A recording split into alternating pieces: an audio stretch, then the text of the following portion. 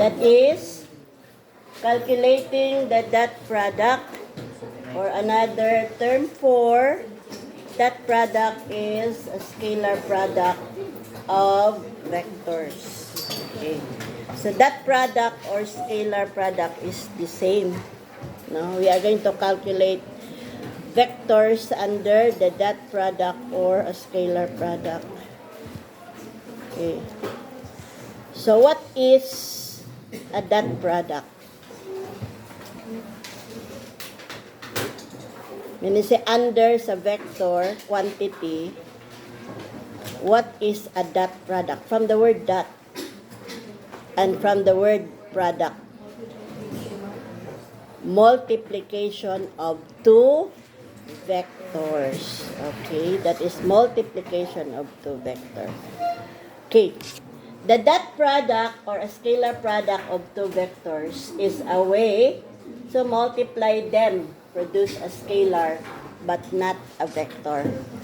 So when we multiply two vectors using or following the dot product, we can produce a scalar, but not a vector.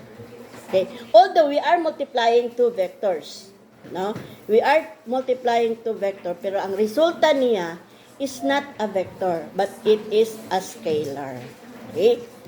So, yun. How to multiply? It is symbolized as A dot B, or bali ni siya B dot A.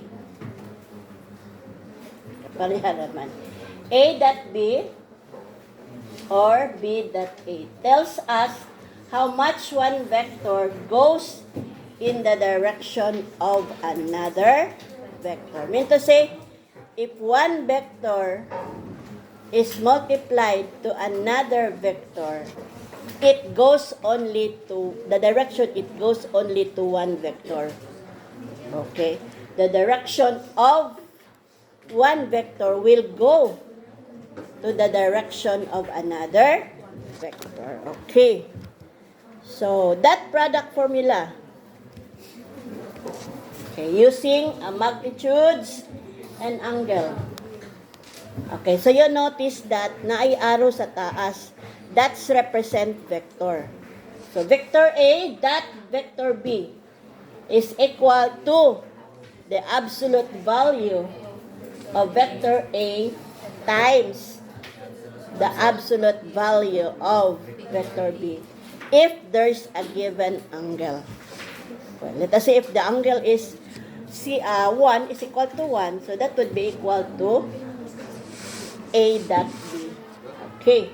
So A, or the absolute value of A and B are the vectors, magnitude of the vectors, and the angle between the two vectors, let us say between A and B, is from 0 degree to 180 degree. Okay. Another is using components. So, using components, it's another formula. Okay? So, meaning, A or vector A is equal to the component of vector A under the X component. And component under Y and component Z. If it is 3 dimension. No, if it is 3 dimension. Pero kung duhara, we will be using X and Y.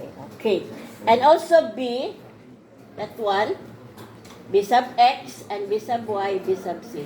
How we are going to get the product or the dot product of vector A and vector B? So we are going to multiply under the horizontal, under the X. No, multiply and then get the summation. Then add also, multiply also the vector A under Y component and vector B under Y component.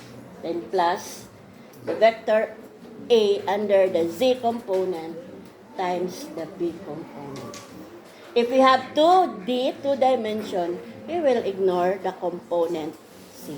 That's it lang kung 2. Pero kung 3 dimension, 3D siya, we will be considering the z direction or z component. Okay. So there are steps to calculate the dot product if it is component method. Okay, component method, what we are going to do is break its vector into components.